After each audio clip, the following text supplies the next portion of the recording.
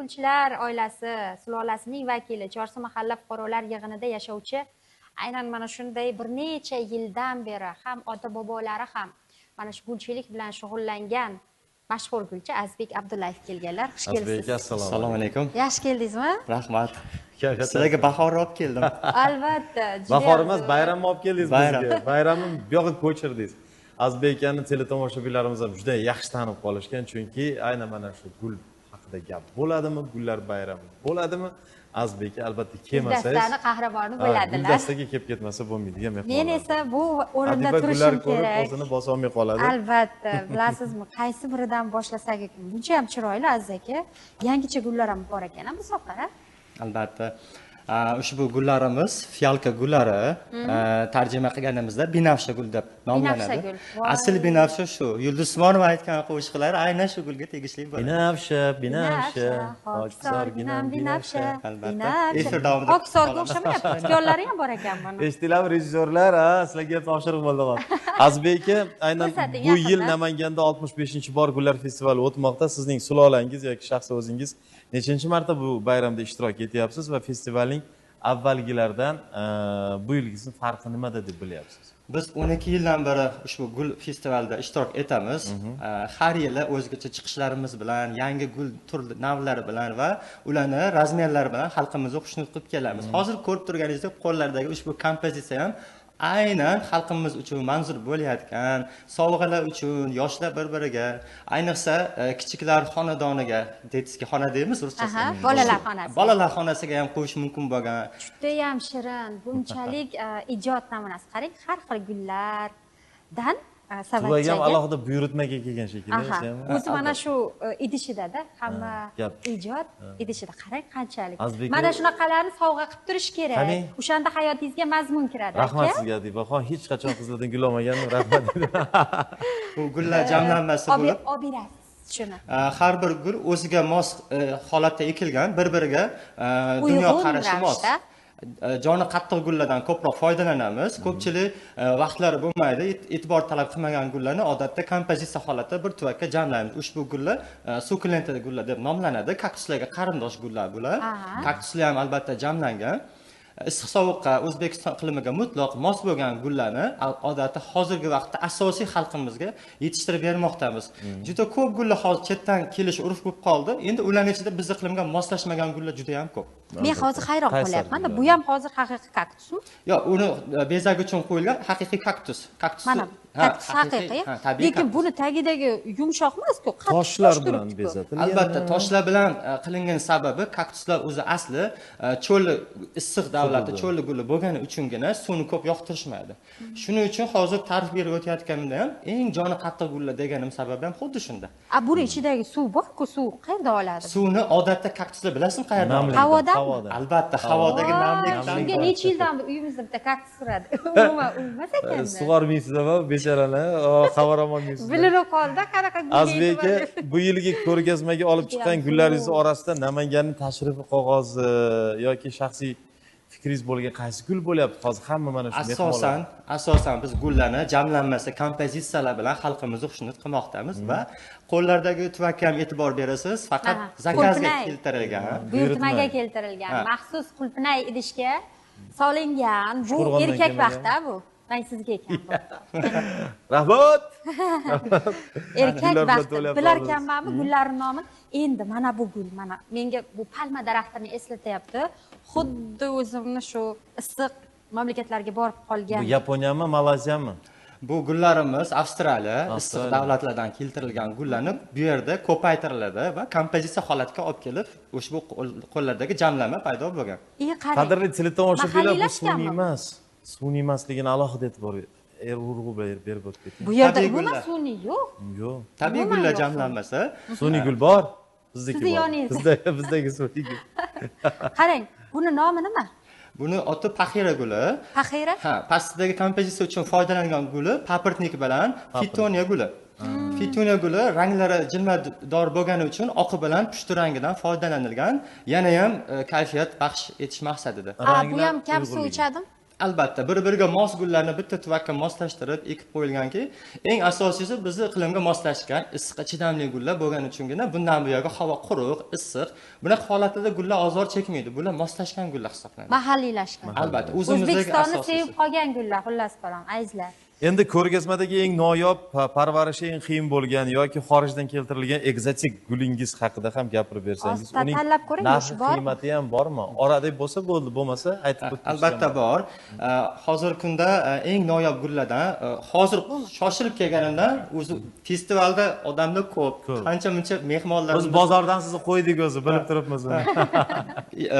Festivaldan kelganim sababdan havoda turadigan gullarni olib chiqqanmiz albatta, eng noyob gullardan. Va ushbu qo'llardagi zamiya zinzi guli. To'g'riroqmi shunda? Albatta. Bu gul eng joni qattiq gullardan. Sabab men gullarni bu gulni o'lmas kashay deb nomayman. No, gulga ham shunaqa nom qo'yiladi. Hattoki kartoshkasi bor, kartoshkasini o'lmas kashay tuxumi desak ham bo'ladi. Sabab kinodagi. Unda suv saqlaydi. Ushbu gullarimizda suv saqlagani sababdan mana alohida ko'rsatib o'tishim mumkin. Mana hatto idishlarni ham yorib yuryapti, e'tibor bering. Birinchi haqiqiy kashay-da. Da, xuddi shunaqa. Ushbu gul eng joni qattiq gullar. Bunga ham suv yaxshi bir oyda suv quysangiz ham o'zini yaxshi his qilib o'sadigan gullardan. Bu qimmat emasmi? Yo'q, unaqa qimmat emas. Narxini ham aytib o'ting. Narxlar razmeriga qarab, 30 ming, 50 ming, 80 ming shunga qarab razmer. Cho'ntay bop ekanda. Katta razmerlari ham bo'ladi, albatta bular o'rta razmerlari hisoblanadi. Eng joni qattiq gul. Bekorga o'lmas kashay demaymiz. Sababi bizni iqlimga mos, sovuqqa ham chidamli. Gul so'zini yonida o'lmas kashay so'zi. Bir marta suv quyib qo'yasiz, shu bilan mehmonga borasizmi, ishga ketasizmi, oyda bir xabar olib tursangiz bo'ldi ekan. Talab e'tiborga muhtoj emas, men o'zim eplayman degan gul ekan. Albatta, baglarning ko'rinishi ajoyib bir mavzu. Buni qora bagligi bor, yana uzun bagligi bor. Bu sredniy o'rta o'sadigan razmerdagi turi hisoblanadi, bagi ginjalak. Juda ham chiroyli lekin. Zamiya yaltirab turadimi doim? Albatta, bu o'zi tabiiy holatda yaltirab turadi. Agar artsangiz yana ham yaltirab. Ko'pchilik bayramga kelgan yurtdoshlarimiz gullari sun'iy ekan deb gullarni hatto ezib ko'rishgacha olib borishyapti. Bargini tirnoqlari bilan. Albatta, bu kichik razmerlari shu gullarimizda. Eng chiroyli holatdagi. Mana idishni ahamiyatini mana shu joyda ko'rsa bo'ladi, azizlar. Mana shunaqa do'stlaring bo'ladi-ku, juda ham. Doim quvnoqding. Quvnoq. Mana shunaqalarga. Eng asosiysi hozirgi kunda yurtdoshlarimizga kayfiyat berish biz maqsadimiz va har bir uyni holatiga qarab dizaynlik qilib biz gullar bilan bezatib beramiz. Shu xizmatlarni. Bezatib berish xizmati ham bor. Landshaft manzarasi. Xonaki landshaft va eng qiziq qishki bog'lar ham tashkil qilib beryapmiz hozirgi kunda. Hatto podvallar ham qishki bog'lar qilib beramiz. Buni alohida yo'llari bor. Maxsus chiroqlarni o'rnatamiz. Chiroyli holatda gullarni terib, akvariumlarni qo'yib qishki bog' yaratib beramiz. Orxideyani qo'yib turing. Oldin mana Makka gul haqida eshitib olaylik. Makkami bu? Bu gulning nomi Dratsenna, eng joni qattiq gullardan hisoblanadi. Balandligi uy sharoitida 2,5-3 metrgacha o'sadi. Hatto shunda kesib suvga solsangiz 15 kunda tomir otadi va yana qayta 2-3 ta shoxlaydi. Bu qaysi mamlakatdan kelgan? Hamma gullarimiz Avstraliyadan, issiq davlatlardan, Janubiy Amerikalardan keltirilgan. U yerlarda katta o'rmonlarda daraxt bo'lib o'sayotgan gullar. Qarang. Bu Mohira degan so'zga o'xshaydi. O'zi Pahira. Endi bizda Mohira bo'ladi. Bu Dratsella dedingiz. Bu Dratsenna. Dratsenna? O'zbekchalashtirish kerak. Siz Pahira nimaga Mohira deyapsiz? Siz O'zbekistonga kelgandan keyin o'zbekcha bo'lish kerak. Avstraliyaga Adiba borib qolsa nima bo'lar ekan? Asl gullarning nomi Adiba bo'ladi. Adika bo'ladi. Adiba. To'g'ri. Men baribir mana shu gulni yoqtirdim. To'g'ri, to'ppa-to'g'ri qildingiz, yoqtirib. Orxideyasi. Nomi ham o'zi ham chiroyli. Nimaga bunga qizlarni zakolkasini taqib qo'ygansizmi? Bu gullar ko'payib ketgani sababdan o'zini ushlab turish holatiga, tiklab qo'yilgan, maxsus o'zini cho'plarni qilib shu holatda gullar ko'p gullasa ham o'zini ushlab turadi. Eng asosiy buni jihatlaridan 13 oygacha gullab turishi va gullarni uzoq saqlashi bilan boshqa gullardan ajralib turadi. Orxideyani lekin o'stirish qiyin-da uyda. Yo'q, aksincha shu narsaga alohida to'xtalib o'tamiz. Juda ko'pchilik shu savolni berishadi. Avvalambor buni parvarish qilib ko'rishmagan insonlar mashhur gul bo'lgani uchun, nomi mashhur bo'lgani uchungina shunaqa savollar qo'yadi. Nozik deb o'ylaydi. Siz parvarish qilib ko'rdingizmi? Ha, men kasal bo'lib qolganda qanaqa holatga olib bordim. Reanimatsiya holatigacha tushirib qo'yganlar. Mana guli tushib ketgandan keyin gul chiqarmadi-da. Ha, tushundim. Siz ishda bo'lib qolgansiz, kam suv quygansiz. Bu gul suvni yoqtiradi, suv purkash yoqtiradi, keyingina gulni uzoq saqlab turadi. Purkashimiz kerakmi bunga? Adiba, marhamat, joyingizni egallangda. Biz operatorlarim qiynamaylik. Qachonki ko'p suv quysangiz chirib qoladi, lekin keyin suvni purkab tursangiz, namlik yoqtirgan sababdan hatto bu gul bilan tana holatda yashaydi tabiatda. Daraxtlarni tanasiga yopishib olgan holatda tomirlari uzun bo'lib, havodan nafas olib yashaydi tomir. Demak, men suvni ko'p quyib yuborganman. Ishda bo'layapman deb vijdonim qiynalib, har kuni tagiga suv Uni yoqtiraman. Shuning uchun suv purkaganingizda havodan namlik olyapman deb his qiladida, siz o'zingiz uydagi yashnaysiz. Bizdagi mana o'zini uydagi yashnab turibdi. O'zi qoringa o'xshash ekanda. Azbek aka, aynan gullar bilan gaplashib ham turibsizmi? Albatta, gullar juda ham ajoyib kayfiyat beradi. Bularga ozgina e'tibor bersangiz, shunaqa yashnashini hozir oddiy suv purkashdan boshlab ozgina vitaminlar berishni boshlaymiz-da. Masalan, gullash uchun, o'stirish uchun o'zining maxsus vitaminlari bor. Har doimdek har bir yurtdoshimiz o'sha vitaminlardan foydalansagina shu holatda yashnab turadi. Bizda magazin bor, Azaliya magazini. Shu yerga tashrif buyurganlar magazin to'la gullarni ko'rib, nimaga sizda shu qadar yashnab turadi? Nimaga sizda shunaqa gullab turadi deb ko'plab savol berishadi. Asosiysi vitaminlar to'g'ri qaror parvarish bilan shu holatga yetib keladi. Juda ham ajoyib. Mazza qildik, gullarni ta'rifini eshitib, ularning xarakteri, fe'l-atvoriga xos bo'lgan juda ham ko'plab yaxshi tavsiyalarni berib o'tdingiz. Menimcha, teletomoshabin radio tinglovchilariga manzur bo'ldi. Suhbatimiz qisqa bo'ldi, qadrli teletomoshabinlar, vaqtimiz qisqa. Shuning uchun agarda to'liq ma'lumotlarni olishni istasangiz va gullarni o'zingiz ko'rib, xarid qilmoqchi bo'lsangiz, albatta Gullar festivaliga kelasiz. Azbek akaning o'zlarining pavilyonlari, joylari bor. Kelib, xohlagan gul turingizni tanlab va uni parvarish usullari haqida to'liq ma'lumotga ega bo'lishingiz mumkin bo'ladi. Azbek aka, ana shunday nafosat, go'zallik uchun sizga katta rahmat. Ishlaringizda biz omad tilab qolamiz.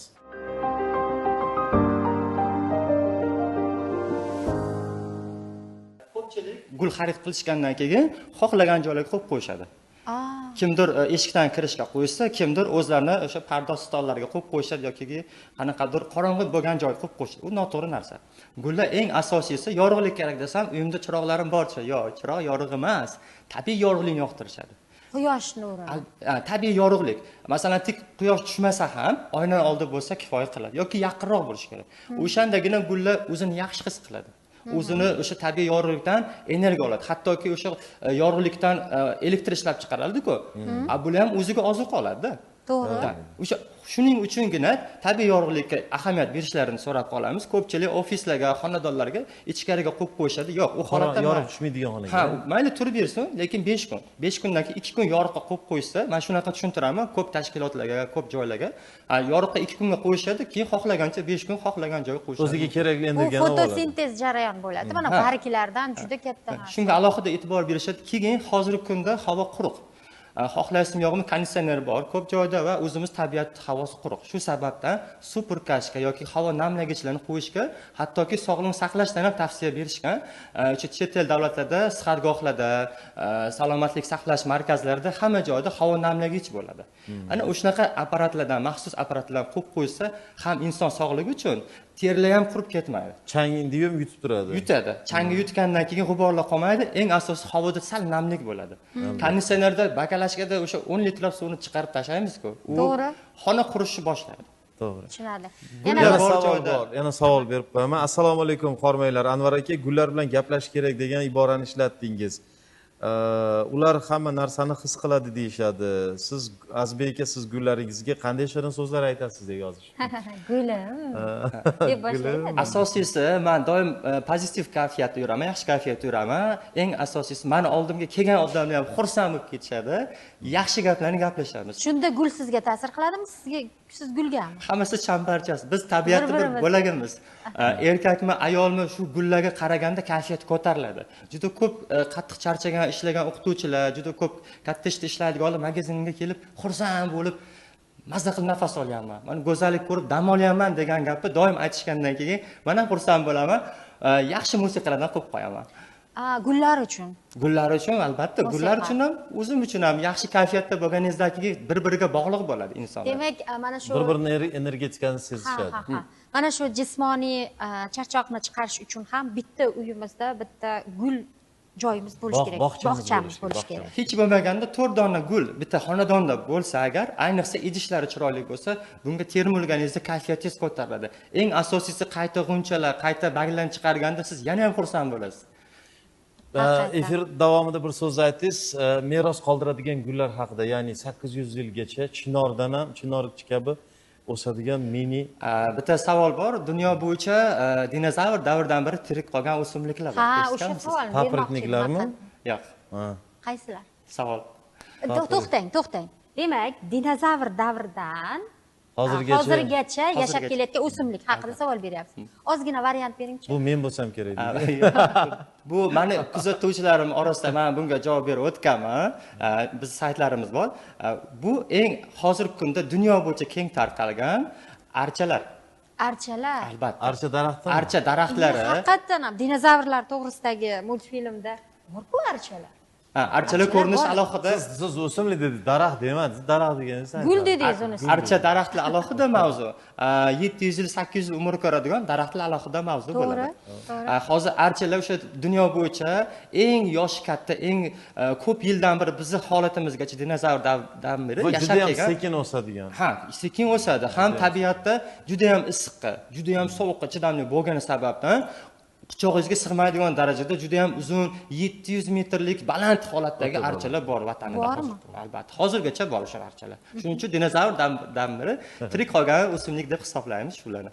Zo'r jumla. Endi mana shu 1000 yoshli daraxtlar haqida. Qani, juda ham Yaponiyada merosga qoldirishadi. Yoshi katta daraxtlar, ularni xonakilashtirib, kichiklashtirib parvarish qilishadi. Hozir mana kompozitsiyamizda ham Paxira daraxtchamizni ko'rishingiz mumkin. Ustidagi yaproqlarga e'tibor berishingiz mumkin. Yaprog'ini hozir kichik tanasidan kesib suvga solsangiz, taxminan 10 yil atrofida shu holatda tana semirib, daraxt holiga keladi. Endi buni umr davomiyligi o'sha 300-400 yilga boradi, o'rtacha hisob. Hozir bu 10 yillik. 10 yillik daraxt ko'ryapsiz hozir. Bu 10 yillikmi? Albatta. Uni katta bo'lish qancha katta, necha metrgacha katta? Uy sharoitida 3-4 metrgacha o'sadi. Ya'ni uyingizni o'sha patologgacha, o'sha tomi qismigacha o'sadi uy sharoitida. Buni kesib tursangiz, tana semirishni boshlaydi. Qancha kesasiz, tana semiradi. Qancha kesasiz, tana semiradi. Hozir juda kichkina tuvaklarda o'sha kichik daraxtlarni parvarish qilish urfga kirmoqda. O'sha chet davlatlarda stolning ustida tut daraxtdan qilishi mumkin. Tut daraxtini ham gullashtirishganmi? Albatta. Sababi ularni kesib tursangiz, tana semiradi, u yoshiga to'lganda 2-3 yildan keyin hosilga kiradi. Juda qiziq. Mini bo'lar ekan. Men ko'rmagan Tasavvur ekanman. qilyapsiz, xona sharoitida 3-4 yildan keyin hosil kiryapti kichik tuvakda. Oddiy, o'sha kesib turish oqibatida ular tana semirib kuchga kiradi, meva solishni boshlaydi. Albatta tabiiy yorug'lik bilan chambarchas olib borish kerak bo'ladi. Bu daraxtingizda aynan mana shu hozir qiziqish uyg'ondi. Buni parvarish qanaqa? Birinchi o'rinda e'tibor bergan bo'lsangiz, O'zbekiston iqlimiga moslashgan gullar deb aytib o'tdim. Joni qattiq gullar, shu yerga moslashgan, eng joni qattiq va kam suv ichsa ham o'zini yo'qotib qo'ymaydi. Eng qizig'i 60 gradus issiqqa, havoning quruqligiga, 0 gradus sovuqqa uy sharoitida bemalol chidamli gullardan. Zo'r. Endi mana shu gullarni ko'rib, mana gullar festivalida biz o'zimiz shundoq ham hayratlanamiz. Gul makonida yashasak-da. Chetdan kelayotgan sayyohlar qanaqa bir taassurotlar haqida. Sayyohlarning taassurotini sizga aytmaysiz, eshitmang. Ularni ko'zidagi quvonch ko'rib, gullarning to'rini ko'rib, jonajon mana yurtimizda shuncha gul bayramidagi taassurotlarni u aytib ifoda qilib bera olmayman. Sabab aytadi, Turkiyada yashayman deydi, uyim to'la gul deydi. Lekin deydi, gul bayrami uchun keldim deydi. Hatto oilaviy kelishgan. Ularni men bir amallab o'zbekchaga yaqin qardoshlarimiz gullarni ta'riflasam, bundan bor, bu bor deydi. Çok go'zal gullaring deydi-da. Ular o'zlari uchun ham sovg'alar xarid qilishyapti. Kompozitsiyalar o'zida yo'q, assortiment bizda ko'plik uchun. Ham festivalda ko'rsatib, rasmdan mana shu joyda tushdim deb juda ham taassurotlari kuchli ularda. Oilaviy kelishganiga ham bir hayron qolasiz. Ayniqsa Qirg'izistondan maxsus turlar tashkil qilishib, avtobusda har kuni Qirg'izistonda odam to'lib ketyapti. Juda ham odam ko'p. Mani oldimga keladigan mani o'zimni hamkasblarim, hattoki qarindoshlarim ham mashinamni u bozorga qo'yib keldim. Mashina qo'ygan joy yo'q deb. Xuddi shunaqa, mashina qo'ygani ham joy bo'lmayapti. Piyoda keldim. Bahonada festivalda ko'rdim. Seni gullaringni ko'rgani keldim deb juda ajoyib taassurot bilan mehmonlar juda ham ko'p. Buni mana shu gul festivalini tashkilotchilar juda zo'r o'ylashgan. E'tibor bersangiz, haqiqatan ham juda uzoq joydan piyoda yurishga to'g'ri keladi. Va o'sha piyoda yuradigan joylar maxsus gulzorlar qilingan. Oldindan bilingan, mashina bilan kirib bo'lmaydi, kamida o'sha 1000 metr bir kilometr. Ayniqsa bolajonlarning yayrashi, gullarni ichiga kirib rasmga tushishi va ayniqsa kechqurungi holatini uni ta'riflab bo'lmaydi. 1000 marta eshitgandan bir marta ko'rgan afzaldir. Bizni yurtimizga aytgan, tinch yurtimizga ham ko'z tegmasin, ota-onalarimizni juda ko'p duo qilamiz biz ham.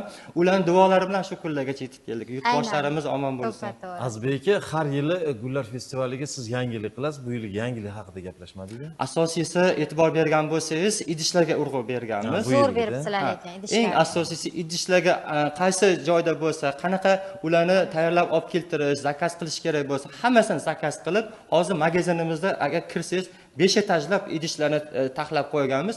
Hamma xohishiga qarab, talablarga qarab chiroyli idishlarni ham alohida taqdim qilmoqda. Hamyonbop narxlardami? Albatta. Bizdagi narx-navolar xalq uchun. Eng asosiysi o'sha 15-20 mingdan boshlansa, endi razmeriga qarab, holatiga qarab hamma narsa o'zgarib boradi. Mana bu kichkina gulchalar ham bormi? Anaqa o'zimiz ekmoqchimiz. Aynan o'sha siz so'ragan gulcha sovuq urmaydigan gullardan. Sovuq urmaydigan. E'tibor bergan bo'lsangiz, eng joni qattiq gullardan. Tirikda, tirik. Bu nima, qaysidir gulga o'xshatyapman. Nomi nima bu? Nilufar gulga Tosh atirgullar oilasidan. Ko'rinishi o'sha toshga o'xshagani uchun tosh atirgul deb nomlanadi. Juda chiroyli. Haqiqatan ham atirgulga o'xshaydi. Kinoni nomi qo'ysa ham bo'lar ekan, aynan haligi. Tosh atirgul badiiy filmi bosh rollarda Adiba Umarova deydi. Ana shunaqa. Adiba Abdulhamidovna. Abdulhamidovna. Qarang, ko'z qo'rinchalari ham bor ekan. Bu haqiqiy emas-a? Yo'q, uni endi bu dekoratsiyaga. Kayfiyat uchun biz qo'limizdan kelgancha insonlarni xushnud qilish maqsadidan baribir qandaydir mana shu haligi ranglar uyg'unligi ochgan, bir-birini to'ldirgan desak ham bo'ladi. Atirguldan mana bu joydan atirgul chiqadi. O'sha gulchalari bo'ladi, maxsus gullaydi. Hamma gullarimizda yoshiga to'lganda gullarni chiqaradi va asosiysi yashnaganini, bizga moslashgani bu belgisi hisoblanadi. Juda ham zo'r. Endi mana yana bir narsa, eng asosiysi haqida gapirmadik. Gul bor joyda pul bor. Gul bu pul. Albatta. Har bir narsaga e'tibor berasiz, mehnat qilasiz, shunga yarasha daromad olasiz. Sizga men oddiy misol, mana shu gul haqida aytadigan bo'lsam, bu fiyalka guli, xalq tilida juda ko'p tarqalgan nomda aytayapman, lekin binafsha o'zbekcha nomi. Bu gulni bitta bargidan suvga solsangiz, tomir otadi. Tomir otgandan keyin ekilgan holatida 10 tagacha bola beradi. Zo'r anaqa qahramon ona ekanda. Albatta, bunda hozir nechta bagi bo'lsa, har bitta bargini 10 tadan bola desangiz, hozir 100 ta bola alohida 100 ta ko'chadi degani. Endi bu mana bunaqa kelinchakka o'xshab ochilish uchun necha vaqt kerak? Qarang, 6 oy, 5 oydan keyin gullashni boshlaydi. O'zini maxsus tuproqlarga ekasiz va asosiysi vitaminlardan foydalanib tursangiz bo'ldi. Bu gulga ortiqcha yorug'lik shart emas, oddiy xona haroratidagi yorug'lik va lekin qarov kerak. Yo'q, qarov ortiqcha shart emas. Bu gul chanqab qolsa ham, suvsiz qolsa ham o'zini yaxshi his qiladi va me'yorda suv sug'orsangiz zo'r bo'ladi. Eng asosiy oddiy misol shu gulni masalan deylik 40 ming 50 minggacha sotilayotgan bo'lsa, endi hisoblab ko'ring. 100 ta ko'paytirib qo'ydingiz 6 oyda. Ham mana bu joyda bitta gulni o'zidan, bitta gulni o'zidan 3-4 million daromad olsangiz bo'ladi. Qachonki ozgina e'tibor qaratasiz, boshqa ishlaringizni ham qilasiz. Orada qo'shimcha har bir xonadon uchun qilish mumkin bo'lgan. Masalan, biz mana shuni olib, ko'paytirib qaytirsiz hisoblaymiz. Albatta, bizda bunga talablar juda ham ko'p. Bu gulni ishonsangiz, million xili bor. Ranglari, qizili, oqi, hamma ranglari bor, ko'klari bor. Binafsha deb o'sha internetda rangi o'zida ham juda ham ko'p ranglarida. Shuning uchun ham hamma turlardan parvarish qilib, ayniqsa kayfiyat berishi va 9 oygacha gullab turishi bilan alohida e'tiborga jihatli gullarimizda. Albatta. O'zi, ayting. Yo'q, o'zi boshlayvering. Uzr, ming bor. Endi hozir kelib qoldi, nima qilay, endi aytish kerak-ku. O'zi qo'shiqchini o'zini yaxshi ko'rgan qo'shig'i, aktyorni yaxshi ko'rgan roli bo'ladi. Azizbek akani o'zini yaxshi ko'rgan guli nima edi? Ismi chiqib qoldi. Orxideya guli. Orxideya nima uchun yaxshi? Eng asosiysi, boya savolimni sizga bergandim, keyin suhbatlarimiz o'zgarib qoldi. Bu gulni O'zbekiston iqlimiga moslashib olgan. O'sha 60 gradus issiq ham uy sharoitida turib berishi va minus sovuqqacha o'zini yaxshi his qilib turib berishi. Uy sharoitida albatta. Orxideyani olib, men ancha tavsiyalarni oldim. Bemalol uyda o'stirsam bo'ladi. Eng joni qattiq gulda bemalol ayta olaman. Hattoki meni oldimga keladigan o'zimni muxlislarim aytishadiki, men boshqa gul qaramayapman, orxideyadan boshqa deyishadi. Uylarini to'la-to'la qilib orxideyaga to'ldirib olishadi. Albatta, har bitta gulni xarakteri, fe'l-atvori bor dedingiz, quvvati bor dedingiz. Bu gulni narxiga to'xtalib o'taman. Juda ko'pchilik yo sun'iy narx oshirilganda ko'rishgan yoki narxini baland deb o'ylashadi. Bu gulda qarang, gullar bo'lgani juda ko'p kuzatiladi. Bizda ham ko'p bo'ladi unaqa holatdagilar. Ana o'shanaqalari 40 ming 50 ming atrofida xarid qilishsa bo'ladi. U barcha gul magazinlarda bo'ladi.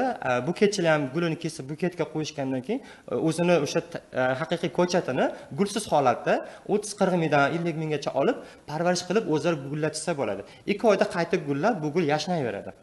Gullab turish davomiyligi ham juda ham uzoq va moslashib olganiga ham men juda ham yaxshi ko'raman. Ana ma'lumotdan borki, orxideyalar juda uzoq yashaydi. Ba'zi turlari to'g'ri parvarish qilinsa 100 yilgacha umr ko'rishi mumkin. To'g'rimi?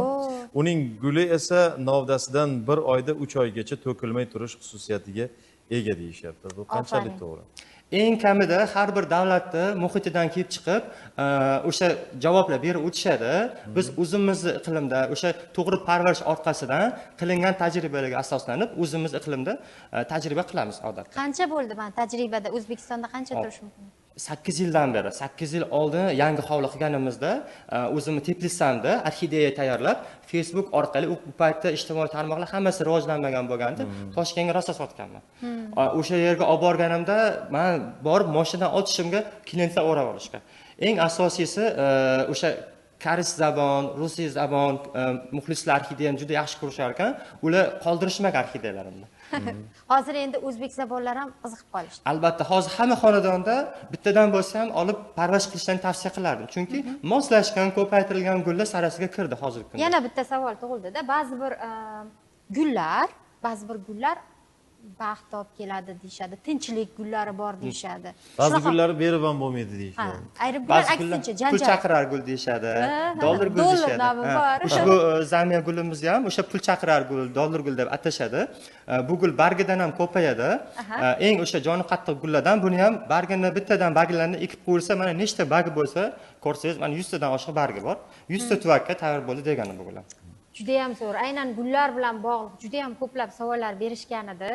Sizni to'xtatib qolganimiz bejizga bo'lmadi. Menimcha yetarlicha yaxshi tavsiyalarni olishdi. Va blitz savolimizni berib olamiz. Aytmoqchi, ayting. Keyin baxt haqida, gullar omad keltirish haqida, yana shunaqa narsalar haqida to'xtalib o'tishim alohida joiz. Sabab nimaga deysizmi? Kimlardir qattiq shunga ixlos qilishadi. Yo'q. Aksincha, gul inson uchun berilgan, kayfiyat uchun berilgan, sog'liq uchun Allohning bergan bizga mo'jizasi. Bunga qarasangiz, kayfiyatingiz yaxshi bo'ladi, hayotga qiziqishingiz yaxshi bo'ladi, siz baxtli bo'lasiz. Albatta. Gullaganni ko'rib, yana ham hayotga qiziqishingiz bo'lib, yana ham yaxshi ishlaganingizdan keyin siz zo'r inson bo'lasiz. Shu asosiy jihati. Alohida bunga ixlos qilib, bunaqa narsalar menimcha hayotda kuzatmaganmiz. Kayfiyat berish uchungina har bir xonadonda havoni toza havo qilishi, bolalar xonasiga, kattalar xonasiga qo'yishi har doim tavsiya qilamiz. Siz aytgandek o'sha tabiatni bir bo'lagi ekanligimizni gullar yana ham his qildirib turishadi. Albatta. Shuning uchungina insonni tabiat bilan champarchas bog'ligi va kayfiyat bilan zo'r yurgandan keyin unga hech narsa to'sqin bo'lmaydi. Keyin baxtli bo'ladi. Yaxshi, ketdik, bo'lmasa blitz savollari qisqa javob berasiz degan umiddamiz. Gul bu baho, san'at, hayot yoki mehnat? Xo'p, baho. Gul, baho. Atirgulmi yoki lola? Lola. Eng injiq gul qaysi? Sizningcha? Asli gullarning injig'ini ko'rmagan ekanman. Nima? Baribir bor orasida. Nisbatan olganda. Siz Erkatoyi. Liliya deylik, sababi uni faqat suvda parvarish qilish kerak. Ani nilufar suvda yashaydi. Nilufar gul. Gulga suvdan tashqari yana nima kerak? Yorug'lik. Umringizda sovg'a qilgan eng qimmatbaho guldastangiz? Onam uchun albatta. Xo'sh, davom etamiz. Gul chiroyli ochilishi uchun unga nima deyish kerak? Yaxshi kayfiyatda bunga e'tibor berib turish kerak. Sen go'zalsan deyish kerak. Siz uchun Namangan ramzi bo'lgan gul? Atirgul. Gulchilik bu biznesmi yoki muhabbat? Avvalambor muhabbat, undan keyin biznes. Yaxshi. 65-festivalni, ya'ni gullar festivalini bir so'z bilan ta'riflang. Ona tabiatni bizga bergan tuhfasi. Rahmat deymiz kattakon. Azbek aka, bugungi suhbat, bugungi ma'lumotlar uchun sizga rahmat aytamiz. Baribir to'yilgani yo'q bar suhbatga, lekin endi haqiqatan ham vaqtimiz nihoyasiga yetdi. Lekin hali gullar festivali davom etadi, hali bor, vaqtimiz anchagina va yana yangilik bilan, yangi gullar bilan, yangi ma'lumotlar bilan sizni yana taklif etish niyatimiz bor. Yurtboshlarimizga, tashkilotchilarga, xususan Shavkat Abdurazzoqov bosh Barcha hokimimizga va mutasaddilarimizga. shu tashkilotchilarga barchalarga minnatdorchilik bildiramiz. Men o'zim ham to'g'risini aytsam aylanishga vaqt ajratmasdim. Atayin har bir detallarga e'tibor berdim, juda qattiq mehnat qilishgan. Bir oy davomida gullarni ekishgan, dunyo tan olgan Ginneslar rekordiga kirgan uchun biz bag'oyat tashkilotlardan minnatdorchilik bildiramiz. Hammaga katta rahmat, sizlarga ham sog' bo'linglar. Albatta, sizga ham minnatdormiz.